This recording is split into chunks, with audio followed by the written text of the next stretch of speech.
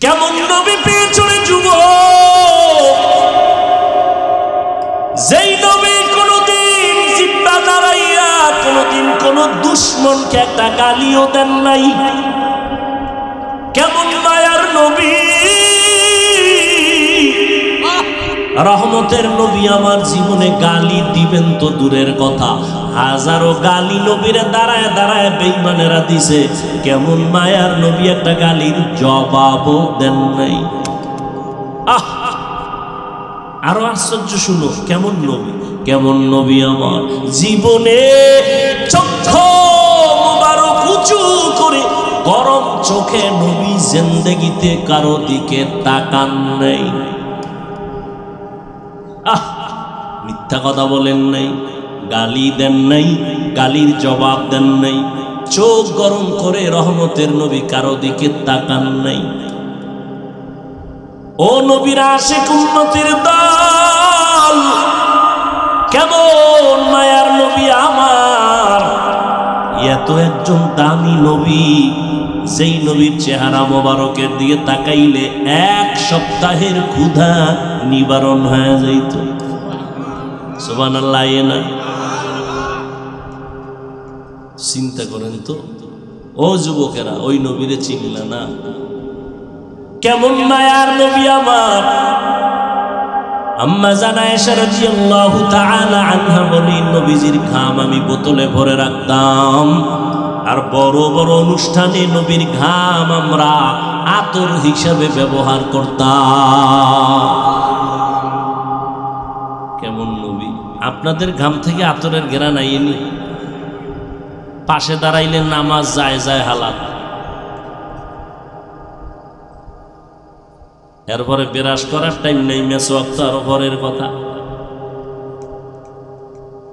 সুন্দর একটা নিয়ম আল্লাহ দিয়ে দিছে মুখের ভিতরে, এবার পর্দা লাগাও, মাস্ক।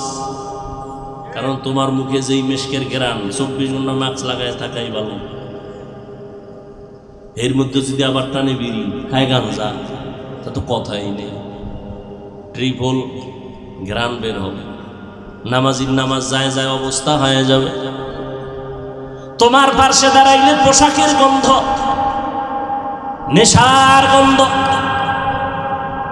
আর কেমন নবী পেয়েছ, যেই নবীজির শুধু ঘাম কেন, নবীজির হাদিস পড়ো। নবী যেখানে কদম মোবারক রাখতেন একবার, ওই কদমের জায়গা থেকে দীর্ঘ বছর পর্যন্ত শুধু মেশকের ঘ্রাণ।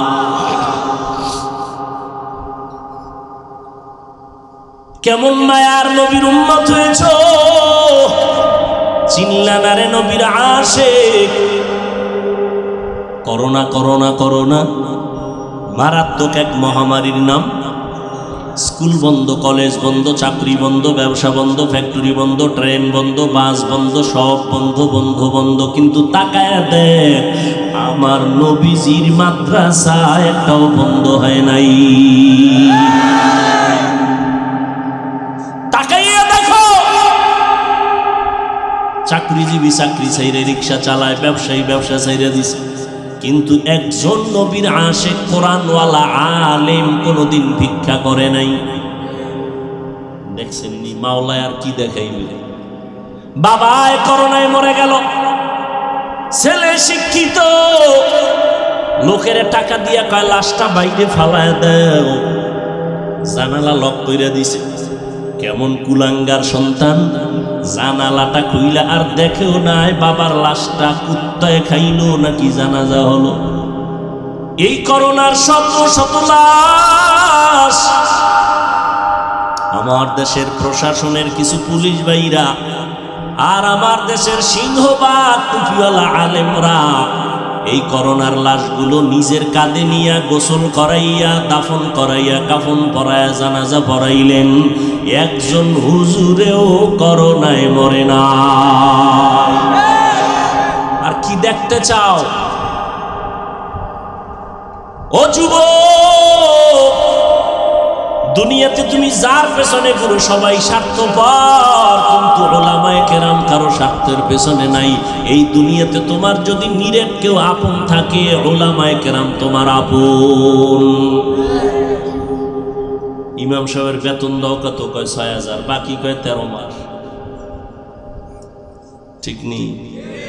অথচ ইমামের ঘরে খানেওয়ালার সংখ্যা তোমার ঘরে কম, কারণ তুমি তো ট্যাবলেট খাইয়া স্লোগান দিছো ছেলে হোক মেয়ে হোক দুটোর বেশি নয়, একটা হলে ভালো হয়, না হইলে আরো ভালো। আর হুজুর মদিনার নবীর আশিক, ওই হাদিসটা পড়ছে ওই বাড়ির মাইয়া বিয়া কইরো যেই বংশে সন্তান বেশি হয়। হুজুরে বড় বংশের মাইয়া বিয়া কইরা নিজেও সন্তান বাড়াইতেছে, বেতন কত? কয় ৬,০০০। টেনশন কি? কয় নো টেনশন। করোনায়ও টেনশন নাই, বেতন ৬,০০০, ১৩ মাস বাকি, টেনশন নেই। আর তুমি সরকারি চাকরি করো, বেতন কত? কয় ডান হাতে ৫০, টেবিলের নিচে আরো ৫০। এরপরও লাল পতাকা লইয়া রাস্তায় খাড়ায়, মাঝে মাঝে কিও কয় সরকারের বিরুদ্ধে মানববন্ধন করি, ৫০ খাইয়াও শান্তি নাই, স্কেল বাড়াও নাইলে গদিতে লাল বাতি জ্বালাও। কিন্তু একজন আলেম ইমামতি করে ৬ মাস, বাকি বেতন ৬,০০০, ১০,০০০। কোনদিন জুমার বয়ানে কয় নাই আমার বেতন বাড়াও, টাইম মতো বেতন যদি না দাও আসরের থেকে সূরাগুলো কিন্তু উল্টা ভরু বলছে কোনদিন? আর কেমনে মাওলায় দেখাইবে রে বাবা? রহমতের নবীর আদর্শের সম্মান আছে না? এখনো আছে। এমপি সাহেব দেখলে কয় হুজুর দোয়া করবেন, মন্ত্রী মহোদয় দেখলে বলে দোয়া করবেন। এই মিয়া তুমি এটা কি মনে করছো টাকা দিয়ে কিনা যায়? আল্লাহর দেওয়া সম্মান, কোরআনের বরকতে, রসুলের আদর্শের বরকত। মিয়া রসুলের সুন্নতের বরকত নাই? আচ্ছা আমি এত সুন্দর বয়ান করি, সবাই কয় হুজুরের বয়ান ভালো, খালি আমি তোমাকে জিকিরে লাগাই যদি পর্দার আড়াল থেকে 5 মিনিট পরে আই, শুধু খালি পোশাকটা খুলে প্যান্ট শার্টটাই লাগায় বউ, শুনবে কেউ বয়ান? যারা প্যান্ট শার্ট টাইয়ের গোলাম এরাও কইবে যে হাফিজ শেষ। এবার বুঝো সুন্নতের দাম কত। কিন্তু কই রহমতের নবীর সুন্নতের আমল কই? নামাজ নাই, সুন্নাত নাই। খানা খাইতে বসবা বান্দা নবীর সুন্নত অনুযায়ী দোনো হাতের কবজা দুইয়া খানা খাও, নবীর সুন্নত। মানে না, হুজুরেরা কইছে মানে নাই। সরকার যখন পুলিশ লাগাই দিছে যে দোনো হাত দো, এবার তো কে একা করো না, এখনো তো করোনা গেছি গে কবে, এখনো দুইতে আছে, মেডিসিন একটা পকেটে লই ঘুরে, কয় হুজুর আপনি দুইবেন নি? অথচ ১৫০০ বছর আগে নবী সুন্নত কইরা গেছে খানার আগে দোনো হাতের কবজা দুবা, তবে যেই প্লেটে ভাত নিবা খানা নিবা ওই প্লেটে হাত ধুইবা না, সাবধান, নবীর সুন্নত। খানা যখন খাইতে বসবা খবরদার চেয়ার টেবিলে বসবা না। রসুলের যুগে চেয়ার ছিল, টেবিল ছিল, কিন্তু নবী কোনোদিন চেয়ার টেবিলে খান নাই। খানা খাইতে বসে দস্তারখান বিছাও, খানার ডান দিক দিয়ে খানা শুরু করবা, বিসমিল্লাহ বলে পইরা গেলে উঠায় খাইও। আর তুমি যে মুমিন, তোমার দাম আছে। কয় কেমন দাম? কয় তোমার খানার বেঁচে থাকা যেটা তার নাম জুটা, এই জুটা পানিতে ফালাইও না।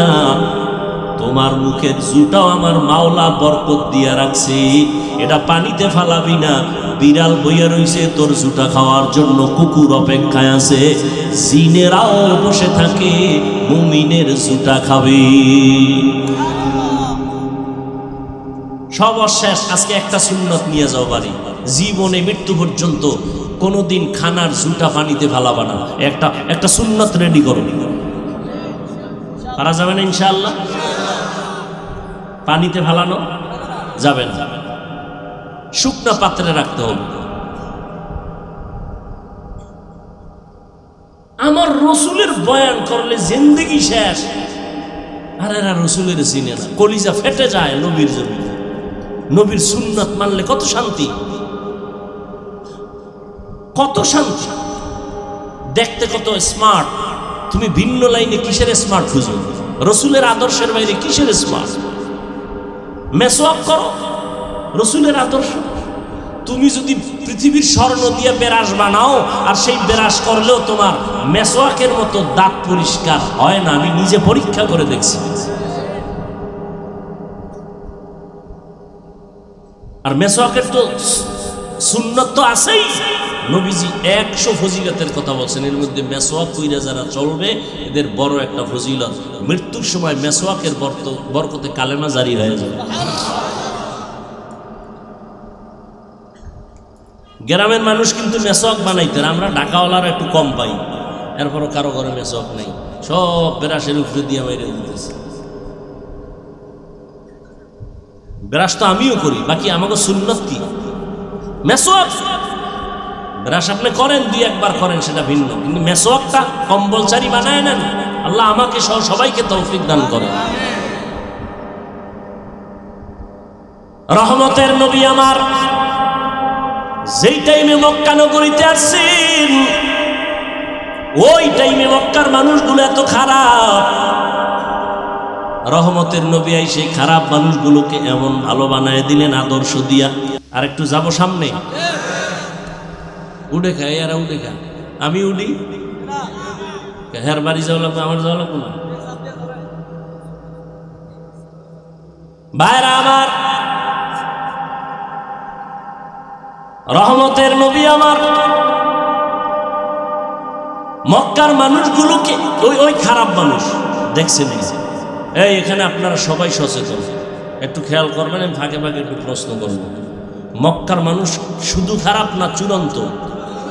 বলেন। সেই মানুষগুলোকে মাত্র 13 বছরের মধ্যে, কয় বছর, এতটা ফুল বানাইছে, ফুল। আল্লাহ জিব্রাইলের পাঠায় কয়েকটা লিস্টি নিয়ে যাও, নবীজিরে দেখাও, লিস্টির মধ্যে যাদের নাম আছে এরা বিনা হিসাবে জান্নাতি।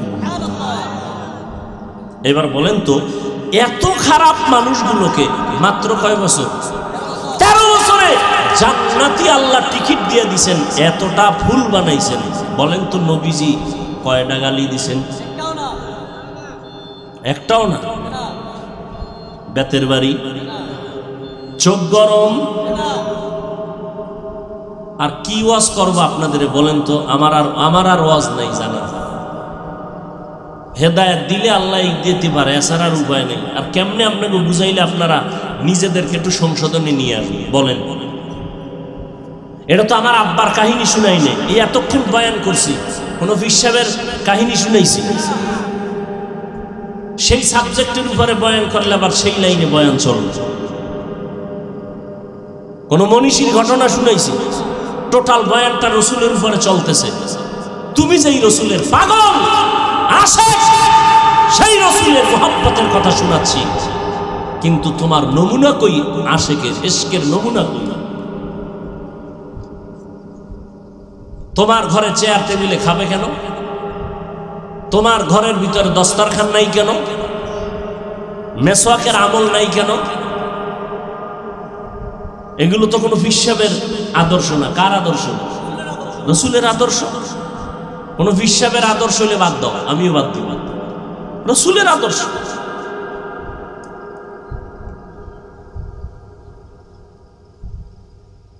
আপনিও মুসলমান, আমিও মুসলমান, আপনার আল্লাহ আমার আল্লাহ এক, নবী এক, কোরআন এক, কাবা এক, ধর্ম এক, সব এক, কালেমা এক। অথচ আমি টুপি মাথায় না দিলে লজ্জা লাগে, আর আপনি এমন ভিআইপি নবীর আশিক যে টুপি দিলে লজ্জা লাগে।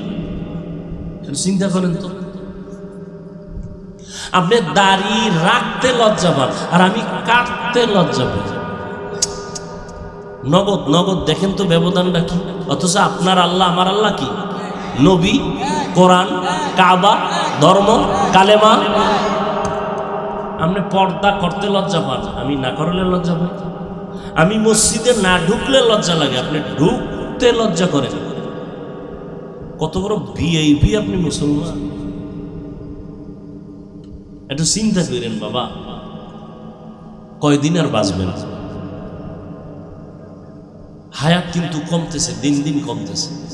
এই যে ঈদ উল ফিতর গেল, রোজার ঈদ, কি পরিমাণ মানুষ মরছে, বেশিরভাগ যুবক। একসাথে 22 জন নাই, 14 জন নাই, 11 জন নাই। আর মরণ ফাঁদের আর এক নাম বাইক। ওটার মধ্যে উঠলেই খালি আগুন, আর পিছে যদি বিপরীত লিঙ্গ থাকে তো আরো আগুন, খালি 100 দৌড়। কই ধান খেতে, ঠিক নেই। হায় जिंदगी में बंदगी तू कर नहीं, जिंदगी में बंदगी तू कर नहीं, जिंदगी पे बंदगी शर्मिंदा है, जिंदगी पे बंदगी शर्मिंदा है। এই বড়ুয়ালারা দাওয়াত দিবেন নি? এই যারা আমাকে একটু অপছন্দ করে এগো আমি দাওয়াত দিলাম, যাইয়েন আমার মাদ্রাসায়, ভিআইপি মেহমানদারি করাবো ইনশাআল্লাহ। আর আপনারাও আমার দাওয়াত দিন, আমি আসবো ইনশাআল্লাহ।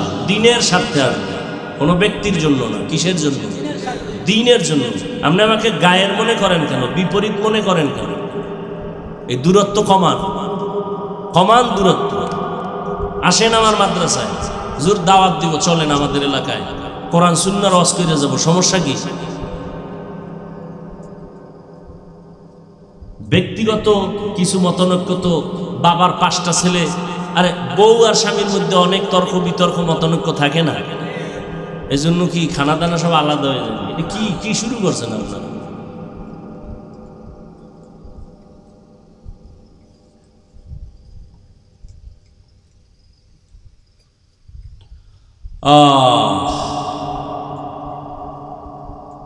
এবার আম্মাজানদের একটু বয়ান শুনে যাই। নবীজি নারীদের জন্য রহমত।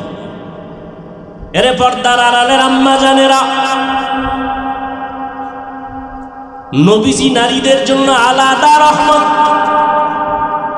মক্কার যে মানুষগুলো নারীদের হত্যা করত, কন্যা সন্তান পছন্দ করত না, সেই নবী আমার জমিনে আইসা গোটা দুনিয়াবাসীকে বললেন, ও দুনিয়ার মানুষেরা, আজকে নারীরে তোমরা পছন্দ করো না, আর আমি রহমতের নবী, 4 কন্যার বাবা, আমার একটা ছেলেও নাই।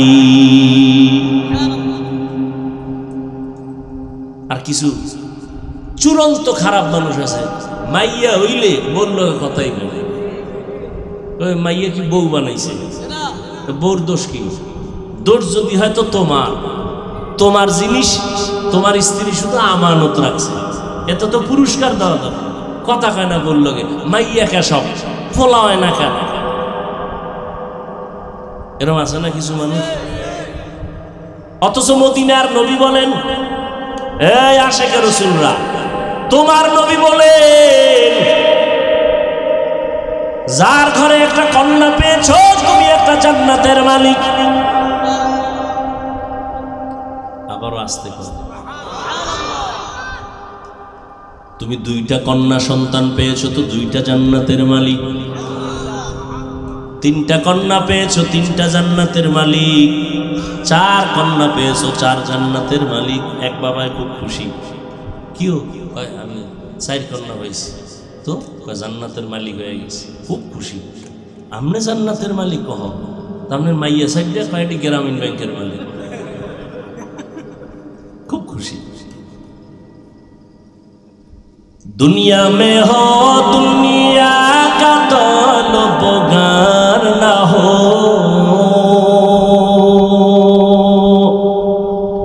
बाजार से गुजर हो खरीदार ना हो। খারাপ লাগে না? একতারা ডইলে একটু মজা লাগতো না? তোরা তো আর একতারা ছাড়া গান শুনতে চাস না, তা তো বাংলা শুনে না, সব হিন্দি। মোবাইলের ভিতরে হিন্দি গান দিয়ে এক যুবকে খালি লাফায়, কি লাফাও কেন, অর্থ জানো কা আব্বাও জানে না, আমিও জানি না, তো লাফাও কেন, কয় মজা লাগে। দুনিয়া মে হো দুনিয়া কা তলবগার না হো, বাজার সে গুজর হো খরিদার না হো।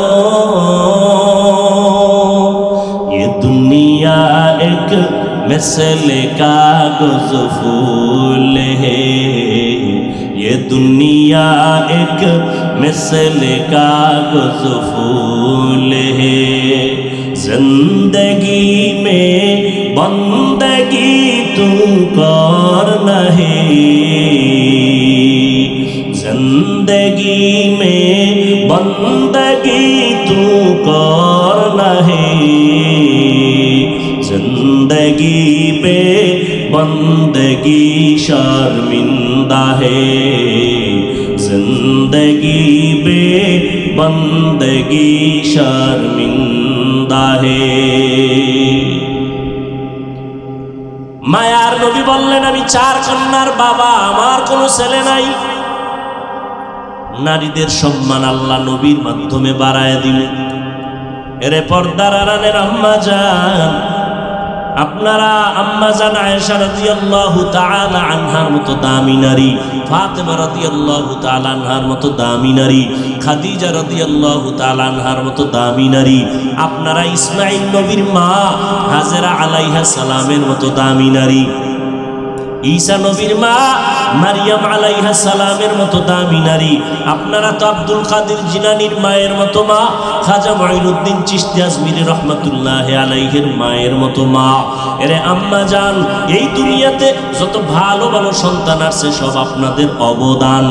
এসপি সাহেবের ব্যবহার ভালো, ডিসি সাহেবের ব্যবহার ভালো, চেয়ারম্যানের ব্যবহার ভালো, এমপি সাহেবের ব্যবহার ভালো, একজন প্রফেসরের ব্যবহার ভালো, ডাক্তারের ব্যবহার ভালো।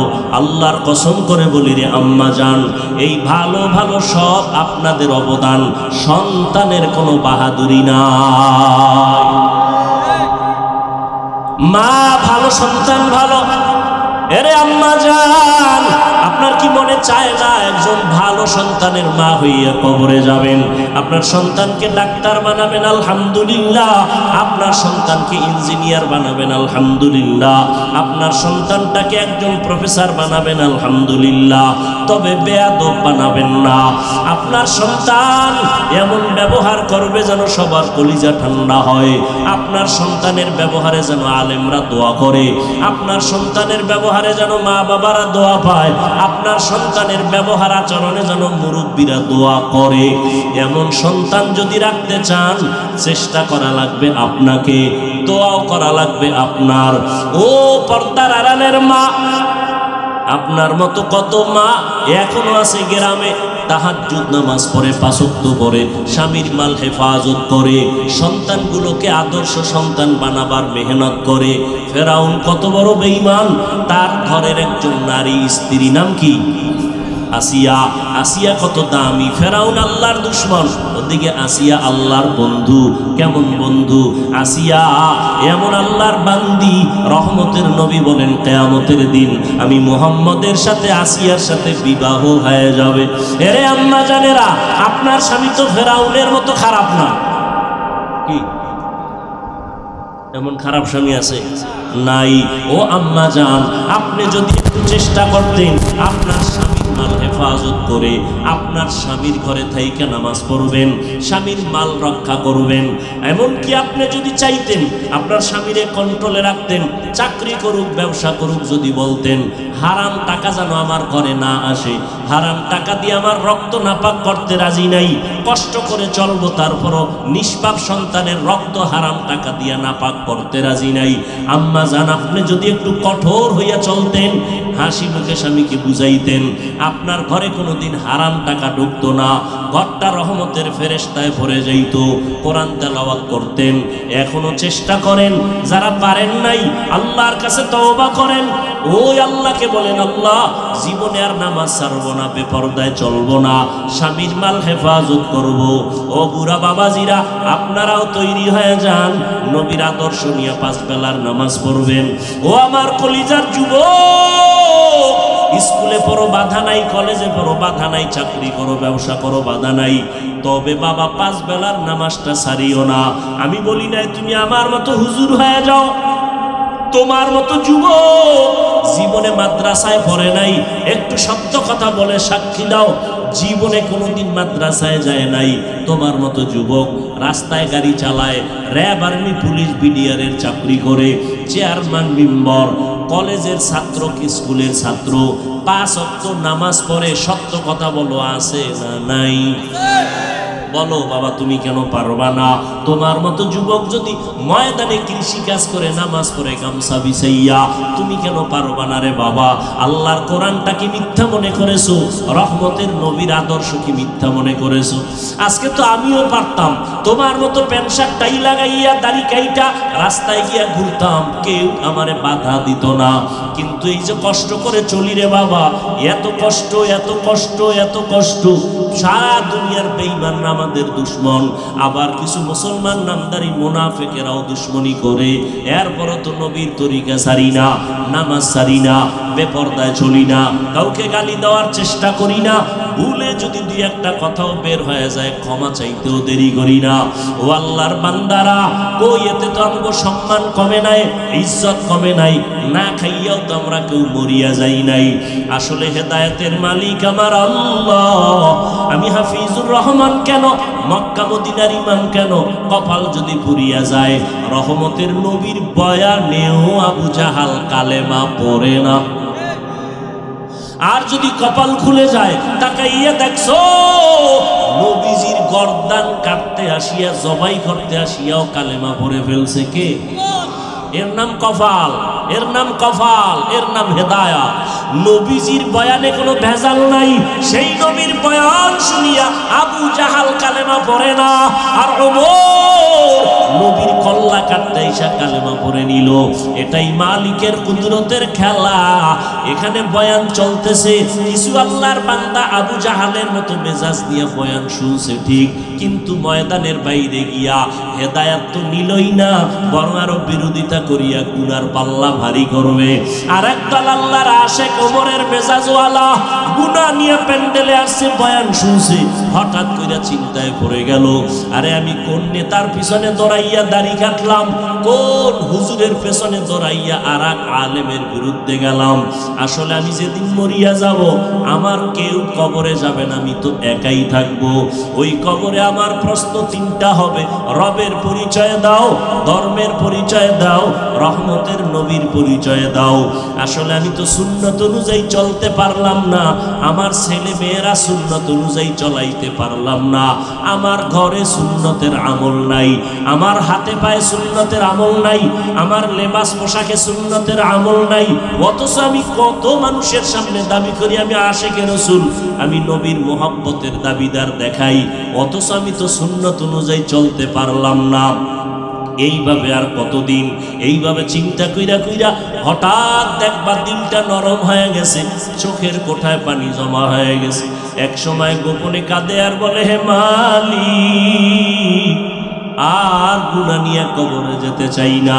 জীবনে কত নামাজ ছাড়লাম, কত বেপরদায় চললাম, কত নবীর সুন্নতের জবাই করলাম, আজকে থেকে আর নামাজ ছাড়বো না, আর দাড়ি কাটবো না, বেপরদায় চলবো না, মা বাবাকে কষ্ট দিব না, উলামায়ে কেরামের বিরোধিতা করে গুনাহগার হব না, নবীজির তরিকা সুন্নাত অনুযায়ী চলবো, উলামায়ে কেরামের পরামর্শ নিয়ে চলবো, মা বাবার দোয়া নিয়ে চলবো। আর আমি মা বাবারে কষ্ট দিয়া কাঁদাবো না, আর মুরব্বীদের সাথে খারাপ আচরণ করব না। হঠাৎ করে চোখের পানি আসবে, ওমরের মতো তওবা করে ময়দান থেকে বের হইয়া ফজর থেকে দেখা যাবে মসজিদে হাজির হয়ে গেছে। জানি না কার অন্তরটা আবু জাহালের মতো শক্ত, জানি না কার অন্তর ওমরের মতো নরম হয়ে যাইতেছে। তবে দোয়া করি, হে মালিক, হেদায়েতের দরজা খুলিয়া দেন। আমরা তওবার নিয়ত করেছি, আর নামাজ ছাড়ব না। ও যুবক, তুমিও মনে মনে তওবার নিয়ত করো, আল্লাহর কাছে মনে মনে বলতে থাকো, আল্লাহ আর নামাজ ছাড়ব না, বেপরদায় চলব না, দাড়ির মধ্যে অস্ত্র লাগাবো না, নবীজির সুন্নতের বাহিরে চলবো না, মা বাবার দোয়া নিয়ে চলবো, ওলামায়ে কেরামের পরামর্শ নিয়ে চলবো। তওবা করার মতো যদি কারো অন্তর তৈরি হয়, আমি কিন্তু কোনো দলের পক্ষে বলি নাই, কোনো পীরের কাছে যাও বলি নাই। হ্যাঁ, খাঁটি আল্লাহওয়ালাদের কাছে যাও, খাঁটি দ্বীনের কাজ যারা করে তাদেরকে মহব্বত করো, দোয়া নাও, বাকি নবীর সুন্নাত ছাড়া যাবে না।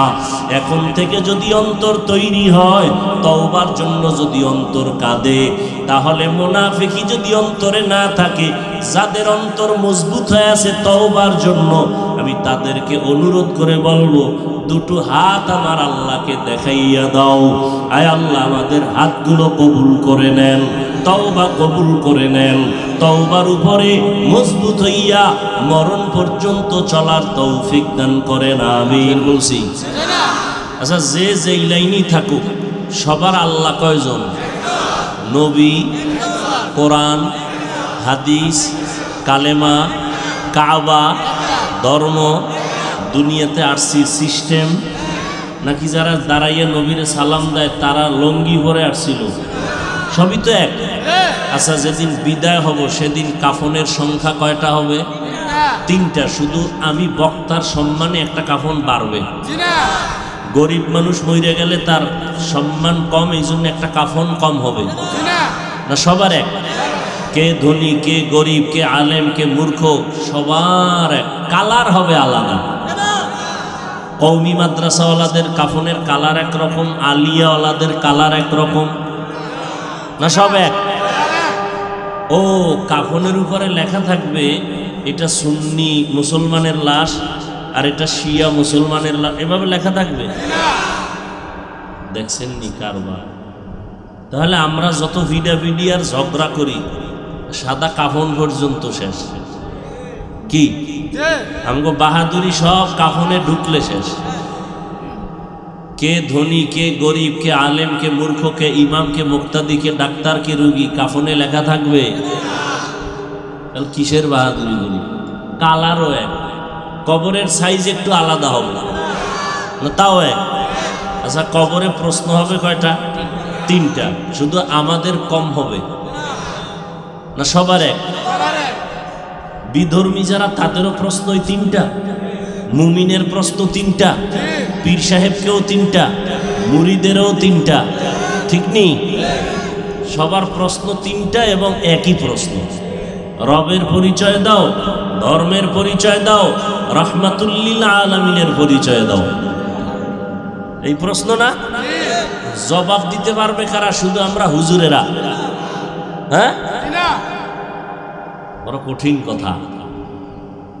আমি হুজুর কেন? সাহাবায়ে কেরাম তো জান্নাতের টিকিট পাইছেন দুনিয়াতে, এটা শুনেন নাই? কয়জন?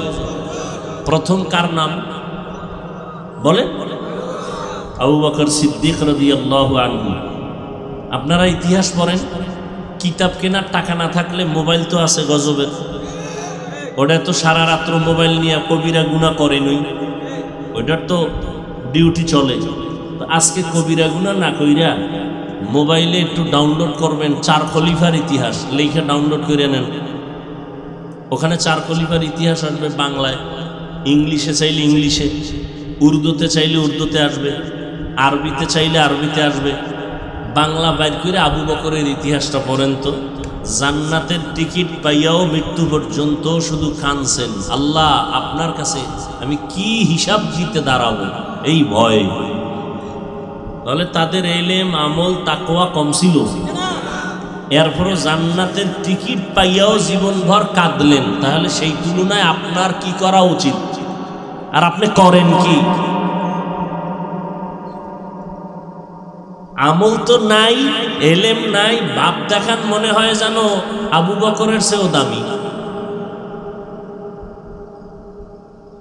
আমাদের সাথে মোকাবেলা হবে, মাঝে মাঝে দ্বন্দ্ব হবে, মাঝে মাঝে যুদ্ধ হবে, একমাত্র বিধর্মী বেঈমানের সাথে। কিন্তু ওই নবীরে দাঁড়াইয়া সালাম দেয়, আমি বইয়া দেই, কেউ বুকে হাত বাঁধে, কেউ নাভিতে হাত বাঁধে, এই নিয়া ইখতিলাফ থাকতে পারে, মতানৈক্য থাকতে পারে, কিন্তু হিংসার দূরত্ব থাকতে পারে না।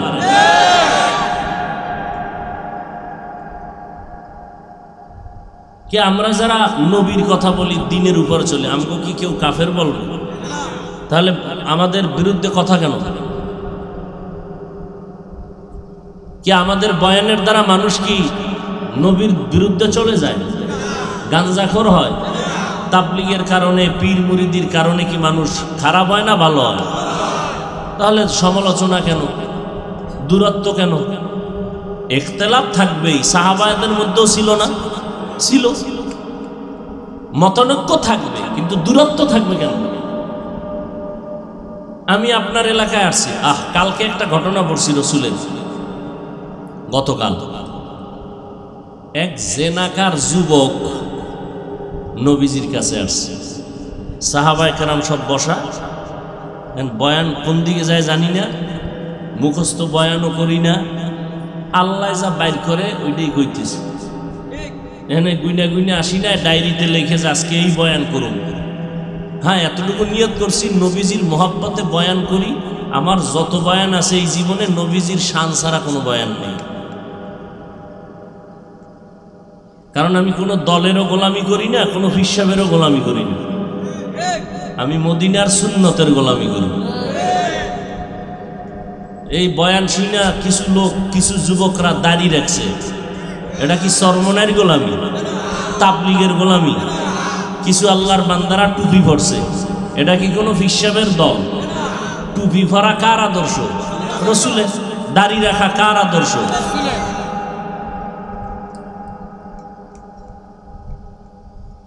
আমি পাস করলি টুপি মাথায় দিছি, কই আমি তো একবারও ভিন্ন টুপিওয়ালার গালি দেই নাই, জীবনেও দেই নাই। যদি ভুলে কিছু দিয়া থাকি ক্ষমা চাই। আপনি কেন পাস করলির বিরুদ্ধে বলবেন? আমি তো কওমি মাদ্রাসার সন্তান, কই আলিয়ার বিরুদ্ধে তো জীবনেও বলি নাই, স্কুল কলেজের বিরুদ্ধে বলি নাই, আপনি কেন বলবেন? আমি তো তাবলীগের পক্ষে, আমি তো পীর মুরিদির পক্ষে, কই যারা মানে না তাদের তো গালি দেই নাই, আপনি কেন গালি দিবেন? এইভাবে যদি আমরা মুসলমান, এক আল্লাহর গোলাম, এক নবীর উম্মত, এক কোরআন, এক কালেমা, এক ধর্ম, এরপরে যদি আমরা নিজেরা দ্বন্দ্ব করি, তো এই দুনিয়ায় নবীজির সুন্নাত বাস্তবায়ন হবে কিভাবে? টুটা ফাটা দ্বন্দ্ব, এগুলো নিয়ে হিংসার দরকার নাই। নামাজ নিয়ে তো দ্বন্দ্ব নাই, পর্দা নিয়ে তো দ্বন্দ্ব নাই, মা বাবার খেদমত করো এ নিয়ে তো দ্বন্দ্ব নাই, পাঁচ ওয়াক্ত নামাজ পড়ো এ নিয়ে তো ইখতিলাফ নাই, দ্বন্দ্ব নাই। আমরা এক কাতারে যতদিন আসবো না, ততদিন সংখ্যায় মুসলমান বেশি হলেও গুটি কয়েক বেঈমানের হাতে মার খাইতেই হবে, শুধু আমাদের দূরত্বের কারণে।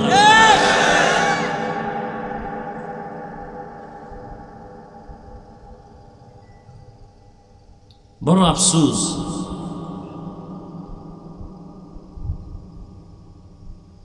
আল্লাহ তো নবীজির কাছে যুবক গেছে, নবী আমার খুব গুনাহের একটা আকর্ষণ আছে, আপনি আমাকে একটু অনুমতি দিবেন, বাধা দিবেন না। কি? আমি জিনা করতে চাই, আপনি অনুমতি দেন। কার কাছে গেছে চিন্তা করছেন? আমগো পীর সাহেবের কাছে বা খতিব সাহেবের কাছে যদি কেউ এলাকার আইয়ে কয়, হুজুর আমি একটু ভালোবাসা করবো, প্রেম করবো, জিনা করবো, আপনি একটু অনুমতি দেন। হুজুরে কওয়ার আগে সাইড ফেলতে কি ভিডিওটা শুরু হইতো? হ্যাঁ, এটার নাম গণধোলাই। অথচ সাহাবায়ে কেরাম বসা, যুবকে নবীজিরে কইতেছে একটু অনুমতি দিবেন। দেখছেন নবী কি? ওয়ামা আরসালনাকা ইল্লা রাহমাতাল লিল আলামিন।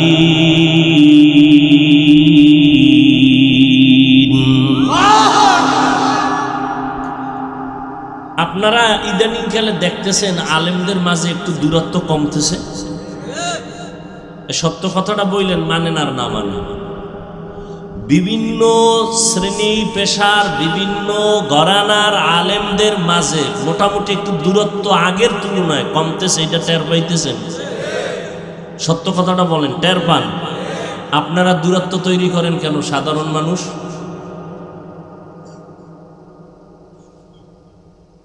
আপনারা এগুলো দেখেন না কেন? খবর রাখেন না কেন?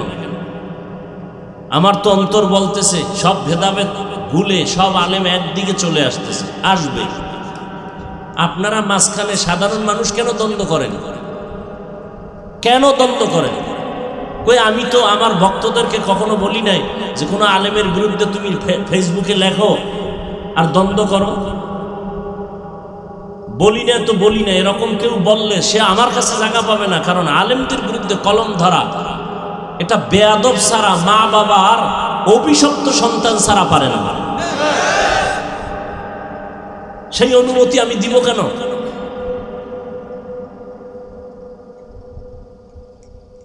এখানে আপনারা বিভিন্ন লাইনের ভক্ত আছেন, ওলামায়ে কেরামে, আপনাদের আলেমদের জিজ্ঞাসা করেন তো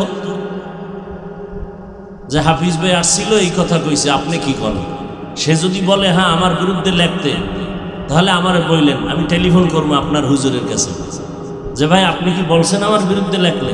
তাহিরি সাহেব যদি বলে আমার বললেন, আমি টেলিফোন করব। ও পারে না আমার সাথে বুকে বুক লাগে। খবর আছে এমনি গো, খবর আছে। অল্প দিনে দেখবেন এদেশের সব ওলামায়ে কেরাম এক স্টেজে চলে আসছে ইনশাআল্লাহ। অল্প দিনে দেখবেন। ওই গ্রামে একটা কথা আছে না, কি জানি, ওই যে আমার দুধ মিলা যায় আর মাঝখানের কি ওটার কি কাম এলাকায়, আপনাদের এলাকায় আম দুধ মিলে যায়, দূরে সরে যায় কোনটা? বড়া না? ইনশাআল্লাহ ওলামায়ে কেরাম এক হয়ে যাবে। আপনারাই দ্বন্দ্ব করেন না, তওবা করেন, একেবারে তওবা করেন। নামাজ পড়েননি এটা হিসাব করেন, রোজা রাখেননি হিসাব করেন, আপনার মাইয়া বলা পর্দা করেনি, কয়দিন আর এই দ্বন্দ্ব, এই বাহাদুরি, মরে গেলে তো সব শেষ। আমার ভক্ত যদি একটা মরে যায়, আমি আইয়ে কম তোর সংসার আমি চালাম, তো কেন এই হুদা হুদা দ্বন্দ্ব করেন? নিজের সংসার ঠিক করেন। মাইয়া ফলাডির মানুষ বানায় যান, অন্তত ওরা দোয়া করবে, কবরে সওয়াব পাবেন। এই আকাম সাকাম বাদ দেন, আলেমদের বিরুদ্ধে লাগা বাদ দেন, এটা আপনাকে কাম না, এটা রসুলের আদর্শ না। কোনো আলেম বলে নাই যে আর এক আলেমের বিরুদ্ধে লাগবে। ওটা যদি আরো 15-20 বছর আগে যদি এরকম কিছু বইলা থাকে, এই যুগে বলার উপায় নাই। দেখেন না, একটা ভুল করে লইয়া পড়ে, সব সতর্ক হয়ে গেছে, হুজুরেরাও বক্তারাও সব সতর্ক। টুকটাক ভুল যা হইছে, এখন আর সবাই কথা বলতেও সাবধান, কদম দিতেও সাবধান। মাঝে মাঝে তো এয়ারপোর্টে যাই, ওয়াজে যাই, ওই উত্তরবঙ্গে বিভিন্ন চট্টগ্রাম, এখানে তো এয়ারপোর্টে গেলে বহু বক্তার সাথে দেখা হয়, বিভিন্ন লাইনে দেখলে বুকের সাথে বুক, নাম কব না, এই হেগো বক্তা হেনে আছে, আমি নাম কইতাম না, ভাই চা খায় যান, আমি কিনা বিমানের টাইম নেই, ও ছবি একটা তুইলা নিচে পিছন দিয়া টের পাই নেই, নাম কইলে হেনে সবাই চিনবে। আমগো লাইনের না, ওরা মাঝে মাঝে আগে আমগো গালি দিত, এখন আর দেয় না। চিন্তা করছে না এর দ্বারা ইসলামের ক্ষতি হয়। বেঈমানরা হাসে, দেখছো মুসলমানের কেমনে গালি দেয়। এই জন্য এখন আমাদের বক্তারাও মোটামুটি সংযত হইতেছে। দোয়া করি আল্লাহ সমস্ত উলামায়ে কেরামদেরকে আরো সংযত হওয়ার তৌফিক দান করেন, দ্বন্দ্ব ছাড়েন।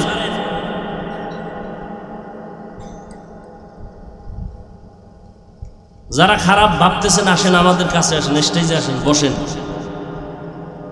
কোরআন হাদিসের বাইরে যদি কিছু বলি এখন বলবেন, কানে ধরে উঠবাস করব, তওবা করব। এত টেনশন করেন কেন? সারা দুনিয়ার মুসলমানের উদ্দেশ্য একটাই, নবীর তরিকা মতো চলবে। কি রুগী, পেট ব্যথার রুগী, সে যে কোনো ডাক্তারের কাছে যাই ভালো হইলে, এটাই তো আসল কথা। এখন যদি আমার ঔষধ নিল না কেন, আর এক ডাক্তারের ঔষধ খাইলো কেন, ও ভালো হইল কেন, এটা আমি সইতেরি না, এটা তো কেউ মানবে না। কি আপনার উচিত নবীর সুন্নাত অনুযায়ী চলবেন। এতে যদি আপনি তাবলিগে যাইয়া পারেন আলহামদুলিল্লাহ, তাবলিগে না গিয়েও পারেন আলহামদুলিল্লাহ। এই কথা তো বলা যাবে না যে তাবলিগ করলে না করলে জাহান্নামে যাবেন।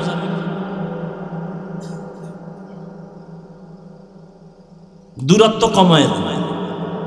একই এলাকায় থাকেন, একই এলাকায় একই দোকান থেকে মাল নেন, কেন নিজেরা নিজেরা দ্বন্দ্ব করবেন? সবাই একে হাত রাখেন। ফিলিস্তিনের অবস্থা দেখতেছেন না? আসামের অবস্থা দেখেন না? কাশ্মীরের অবস্থা দেখেন না?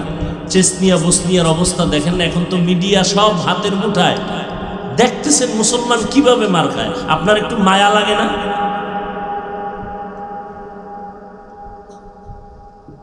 নবীজির যদি মহব্বত থাকে তো আপনার অন্তরে মায়া লাগা দরকার।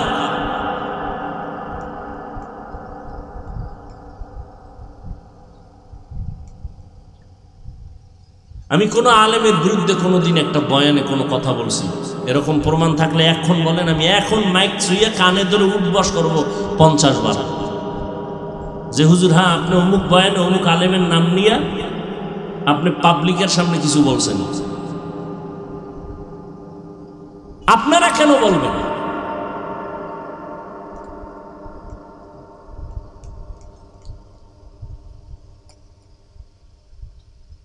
এখন আর ওই সুযোগ নাই যে কোনো আলেম আইসা উল্টাপাল্টা কথা বইলা অস করে যাব।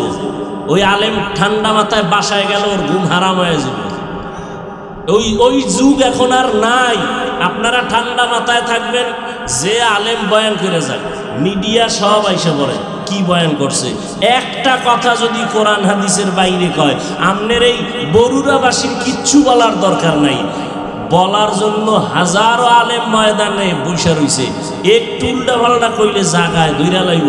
পরে এই হুজুরে বউয়ের কাছে মাফ চাইয়া লাইভে আইয়া কয় ভুল হইছে, মাফ কইরা দাও। যুগটা বুঝেন কিছু? তা আপনারা এত পারাবারি করেন কেন? এত টেনশন করেন কেন?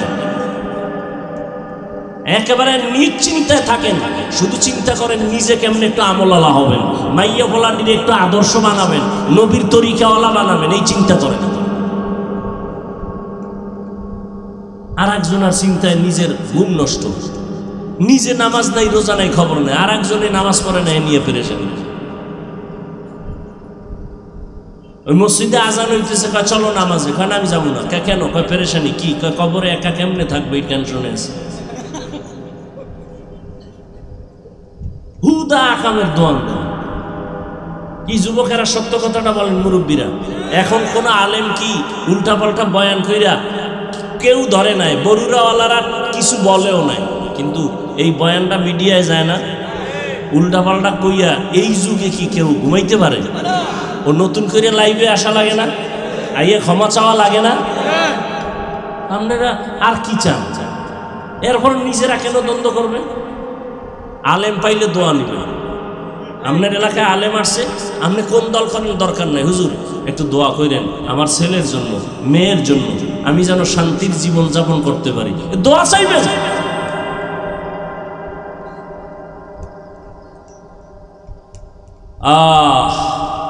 কষ্ট হইতেছে না? আমার কষ্ট হইতেছে। কুত্তার মতো দৌড়াইতেছি সেই ঈদের পর থেকে, পাও ধরে ধরে বয়ান করি, মনে হয় আপনারা টাকা দিয়ে আমাকে কিনে গোলাম বানায় রাখছেন। একটা উঁচু কথা বলি না, রাগের কথা বলি না, আবার মনে কষ্ট পাইবেন। কতটা চিন্তা করে বয়ান করতে হয়। ঘুম নাই, এই সারাদিনে ঘুমাইছি 4 ঘন্টা। কালকে রাতে জামালপুরে ছিলাম, ফজরের নামাজ পড়ছি ঢাকা, আবার আগামীকালকে সে বগুড়া। দৌড়াইতেছি, দৌড়াইয়া কি কই, যাই চরমনাই যাও নাইলে জাহান্নামী, তাবলিগে যাও নাইলে জাহান্নামী, স্কুল কলেজওয়ালারা সব ছাড়ো, আমাকে হুজুর হয়ে যাও। এও তো বলি না। স্কুলে পড়ো আলহামদুলিল্লাহ, কলেজে পড়ো আলহামদুলিল্লাহ, ডাক্তারি পড়ো আলহামদুলিল্লাহ। তুমি ডাক্তার হও, ইঞ্জিনিয়ার হও, প্রফেসর হও, তবে দাবি আমার একটা, বেয়াদব হইও না। তোমার ব্যবহারে যেন কোনোদিন মা বাবা কষ্ট না পায়। ও যুবক বাবা, তোমার আচরণে যেন কোনোদিন কোনো আলেম কষ্ট না পায়, তোমার ব্যবহারে এলাকার কোনো মুরব্বী যেন কষ্ট না পায়, তাহলে তুমি ধ্বংস হয়ে যাইবা। আর আল্লাহর কাছেও তওবা করলে ক্ষমা নাই। কেন? বান্দার হক আল্লাহ মাফ দিবে না, আগে বান্দার ক্ষমা দিতে হবে। শিক্ষকের সাথে যারা বেয়াদবি করছো, মা বাবার সাথে যারা বেয়াদবি করছো, মুরব্বীদের সাথে যারা বেয়াদবি করছো, তাদের থেকে ক্ষমা আগে, তারপরে আল্লাহ ক্ষমা করবেন। এরা ক্ষমা না দিলে আল্লাহ ক্ষমা দিবেন না। বান্দার হক। হেদায়েতের মালিক কে? ওই ঘটনাটা মনে হয় শেষ করি নাই, করছিলাম। কোনটা? ওই যে যুবক নবীরে যায় কি কয়, আমি জিনা করব, অনুমতি দেন। দেখেন সাহাবায়ে কেরাম তো খুব গরম ভিতরে ভিতরে, কিন্তু বেয়াদবি হয়ে যাবে নবীর সামনে চুপ। নবী কাছে ডাকছে, ডাইকা বুকে লাগাইছে, বুকে লাগায় ও বাবা। নবীর ভাষা এই না, ওর ব্যাস লাগাই বুকে। নবী কি বাবা কইছে? কত ঝামেলা। নবীর ভাষায় নবীর কাছে নিচে ডাইকা নিয়া, আচ্ছা তুমি কার সাথে জিনা করবা? তোমার বোনের সাথে? সি সি সি সি, নবী কি করে? বোনের সাথে কেউ জিনা করে? ও তাহলে তোমার মায়ের সাথে? সি সি সি সি, নাউযুবিল্লাহ। নবী এটি কি বললেন? মায়ের সাথে কেউ জিনা করে? তাহলে তোমার আপন চাচি? নবী একটা একটা কয়, ওর সব ডিনাই করে। নবী এটা কি বললেন? আচ্ছা তোমার ফুফি? না না না না। নবী এইভাবে, অর্থাৎ মোহরেম যে আছে, মাহারাম আছে না, যাগুলোকে দেখা দাও কি জায়েজ, একগুলো সিরিয়াল আনছেন একটা একটা। তোমার চাচি, তোমার দাদি, তোমার নানি, কারোর সাথে না কয় না। এইবার কথা, কার সাথে করবা?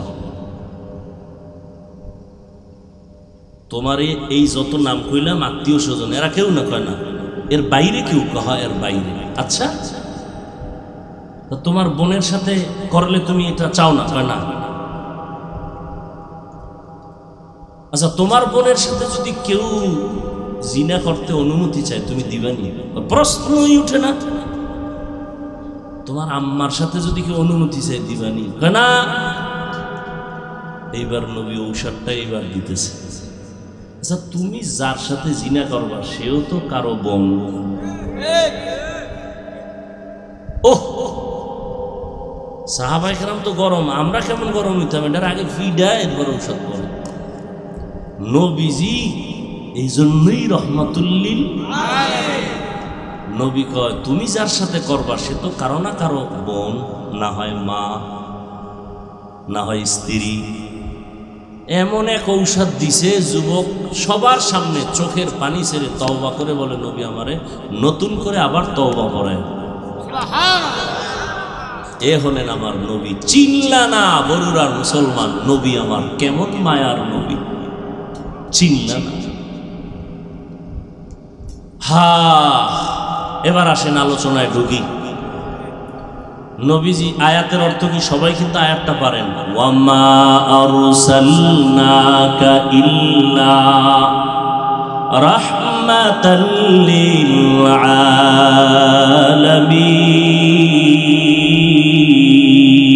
আলামিন। এবার অর্থ শুনেন। আল্লাহ বলেন ওয়ামা আরসালনাকা, হে নবী আমি আপনাকে প্রেরণ করি নাই, পৃথিবীতে পাঠাই নাই, ইল্লা পাঠিয়েছি, রাহমাতাল লিল আলামিন, জগৎ সমূহের জন্য রহমত হিসাবে। জগৎ সমূহের জন্য রহমত হিসাবে, এগুলো আয়াতের অর্থ। হাদিস পড়ছিলাম, হাদিস পইরা এটার উপর একটু চিকন কথা আছে, এটাও একটু খেয়াল করবেন। কুল্লু উম্মতি ইয়াদখুলুনাল জান্নাতা ইল্লা মান আবা, কিলা মান আবা ক্বালা মান আতাআনি দাখালাল জান্নাতা ওয়া মান আসানি ফাকাদ আবা।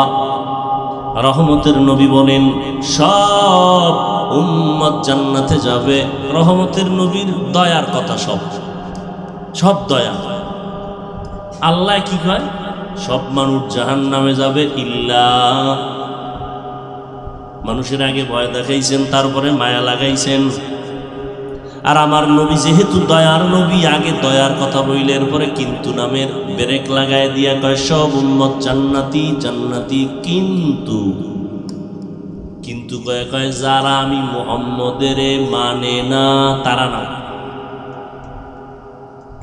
সাহাবায়ে কেরাম প্রশ্ন করলেন, ইয়া রাসূলুল্লাহ, কারা আপনাকে মানে না, একটু জবাব দিবেন।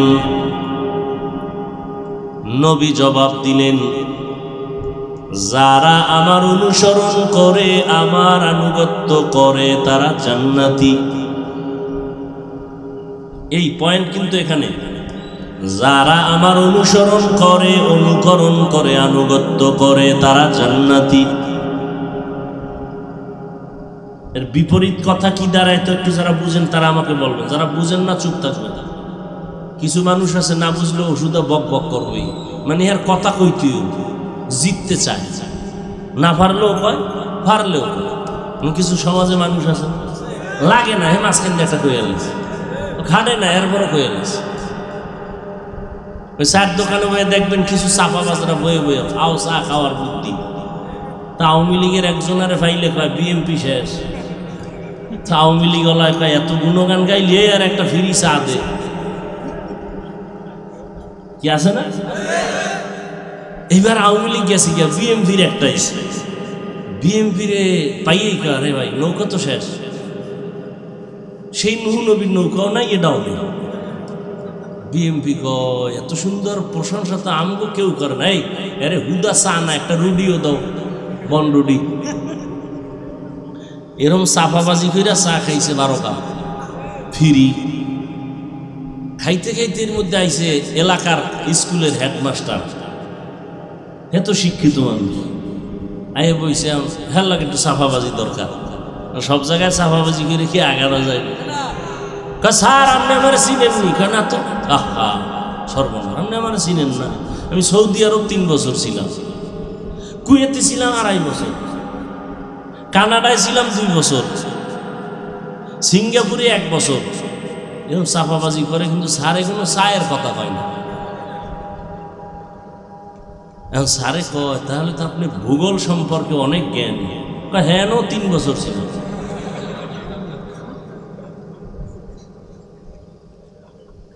এই কিছু মানুষ আছে কোনো কামে লাগে না, হুদা বক বক করবে, বুঝলে জবাব দিবেন, না বুঝলে চুপ থাকবেন।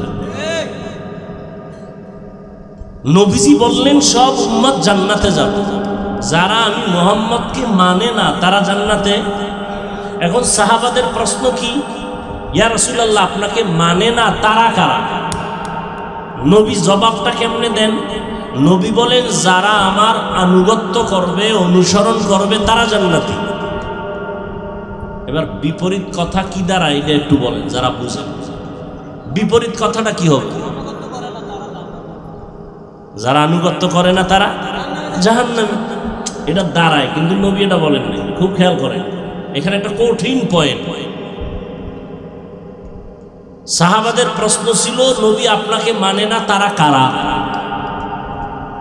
নবীজি বললেন যারা আমার অনুসরণ করে, আমার আদর্শ মানে, তারা কি জান্নাতি। তাহলে কথা দাঁড়ায় যারা নবীর আদর্শ মানে না তারা জাহান্নামী। নবী কিন্তু এটা বলেন নাই। তো নবী কি বলছেন? নবী বলছেন ওয়ামান আসানি ফাকাদ আওয়া, যারা আমার বিরোধিতা করবে তারা জাহান্নামী। এখনো বুঝেন না? আর একটু খেয়াল করেন সবাই। গজবের একটা মোবাইল ধরে দিয়েছেন, এটা হারা দিন রে চালান, এখানে না চালালে কি আমার দেখাইতেছেন আপনি মোবাইলওয়ালা, কলবের মধ্যে ঢুকাইতে পারেন না কথাগুলো। আর বয়ানটা যদি আপনি লাগেই, তো মিডিয়াওয়ালারা রেকর্ড করতেছে, ওখান থেকে আপনি সকালে নিতে পারবেন না। গজব থেকে বাঁচানো কেমন? না আমাকে মরতে হইবে, এছাড়া উপায় নেই। সব একদিকে, আমি একা একদিকে, এই জন্য আর মরা লাগবে আমার। আপনাকে মরে লাভ নাই। আপনারা কবরে গিয়েও ফেরেশতারে কইবেন আগে সেলফি পরে প্রশ্ন। পাগল, ছবির জন্য পাগল। সাহাবায়ে কেরাম বললেন নবী আপনাকে মানে না তারা কারা? নবী বললেন যারা আমার আদর্শ মানে তারা জান্নাতে যাবে, যারা আদর্শ মানে না তারা জাহান্নামে যাবে। নবী বলেন নাই, বলছেন যারা বিরোধিতা করে। তাহলে এখান থেকে একটা পয়েন্ট ভালো করে মনে রাখবেন, আল্লাহ বুঝার তৌফিক দান করেন। যারা নবীর আদর্শ মানে না তারা জাহান্নামে যাবে। নবী বলেন নাই, বলছেন বিরোধিতা করে তারা জাহান্নামে। এখান থেকে স্পষ্ট হলো যারা নবীর আদর্শ মতো চলে না তারা দুই দল। কয় দল? যারা নবীর আদর্শ মানে না তারা কয় দল? এক দল দরদি আর এক দল বিরোধী। যুবকেরা একটু রেডি হ, জীবনে তো নষ্ট করলি সময়। অথচ তোর মতো যুবক দেশের এমপি হবা, মন্ত্রী হবা, ডিসি হবা, এসপি হবা, যেই আকাম কইরা মোবাইলে সময় কাটাইতেছে। ডিসি কপালে কি আছে আল্লাহ। কবি নজরুলের ইতিহাস পড়ো, রবীন্দ্রনাথের ইতিহাস পড়ো, তারা তোমার মতো সময় নষ্ট করলে আর জীবনে ইতিহাস হতো না। আল্লাহ আপনি সবাইকে হেদায়েত দেন। যারা নবীর আদর্শ মানে না তারা কয় দল? এক দল দরদি আর এক দল, এক দল আগ্রহী আর এক দল বিদ্রোহী। এই দুইটা শব্দের ব্যবধান বুঝেননি? দরদি, আগ্রহী, বিদ্রোহী। আচ্ছা এবার বাস্তব একটা উদাহরণ দিই, কথার কথা পেছ লাগায়েন না। আবার উদাহরণ দেয় এটা বুঝার জন্য, আসল জিনিসটা বুঝানোর জন্য একটা উদাহরণ টানে। উদাহরণটা বাস্তবের সাথে মিল হতেও পারে, নাও হতে পারে। কথার কথায় ডান দিয়ে এক যুবকের জিগেলাম, এই যুবক, নবীর আদর্শের টুপি পরো না কেন? এবার কি করে জানেন? হুজুর টুপিটা পরার দরকার, চেষ্টা করি পারি না, একটু দোয়া করি। বিদ্রোহী না আগ্রহী, বিরোধী না দরদি? খুব খেয়াল করি। এদিকে একটা জিগেলাম, কথার কথা কেউ না যে আমার জিগেছি। জিগে বললাম তুমি নবীর আদর্শের টুপি পরো না কেন? ও জাগাত ব্রেক দিয়ে গেল, না পড়লে অসুবিধা কি?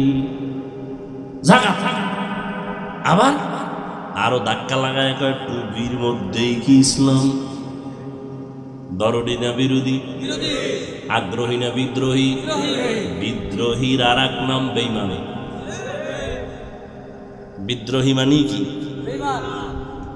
একজনে নামাজ পড়ে না, আগ্রহী, তাকে গালি দেওয়া। আর একজন নামাজ পছন্দ করে না, তাকে ছাড় দেওয়া যাবে? সুযোগ পেলেই জুতার বাড়ি। ব্যবধানটা বুঝেননি? একজনে পর্দা করে না, তাকে গালি দেওয়া যাবে না। আগে বুঝতে হবে সে কি আগ্রহী না বিদ্রোহী। যে নামাজ পড়ে না সে আগ্রহী, যে নামাজ পছন্দ করে না সে বিদ্রোহী। যে পর্দা করে না সে আগ্রহী, যে পর্দার বিধানকে পছন্দ করে না সে বিদ্রোহী। বিদ্রোহীকে ছাড় দেওয়া যাবে না, আগ্রহীকে গালি দেওয়া যাবে না। একজনে দাড়ি রাখে না, গালি দেওয়া যাবে? আগে বুঝতে হবে এটা কি আগ্রহী না বিদ্রোহী। একজনে দাড়ি রাখে না আর একজনে দাড়ি পছন্দ করে না। যে রাখে না সে আগ্রহী, যে পছন্দ করে না সে বিদ্রোহী। আগ্রহীরে গালি দেওয়া যাবে না, বিদ্রোহীরে ছাড় দেওয়া যাবে না। তাহলে একজনে দাড়ি রাখে না তার মানে কি সে জাহান্নামী? যে বিরোধিতা করে সে জাহান্নামী। নবীজির শান শুনবেন, শুনবেন? এডিশান, এডিশান খবর আছে। এখন যদি না হুজুর আমগোশান আলাদা, কি খালি গজল টানতে হইব, তাহলে আলাদা আগেই আমার এক মাস আগে বলবেন যে হাফিজ ভাই অমুক মাহফিলে কোনো ওয়াজ হবে না, শুধু গজল। তাহলে আমার ডায়েরিতে গজলের অভাব নাই। পৃথিবীতে আসার থেকে আম্মাজান আমারে গজল শিখাইছি, আর আমি নিজে বানায় বানায় গজল বলছি জীবনভর। কারোটা ধার কইরা না, গজলই বলবো 2 ঘন্টা। এতেও যদি নবীর আশেকেরা কয় আমরা আর দাড়ি কাটবো না, আপনি যদি খালি গজলই শুনান, তার নবীর মোহাব্বত ঠিক রাখার জন্য আমি সারা রাত গজলই গাইলাম। নবীর মোহাব্বত সমস্যাটা কি? কিন্তু গজলও শুনলেন, তারানাও শুনলেন, বয়ানও শুনলেন, ফজর পড়লেন না।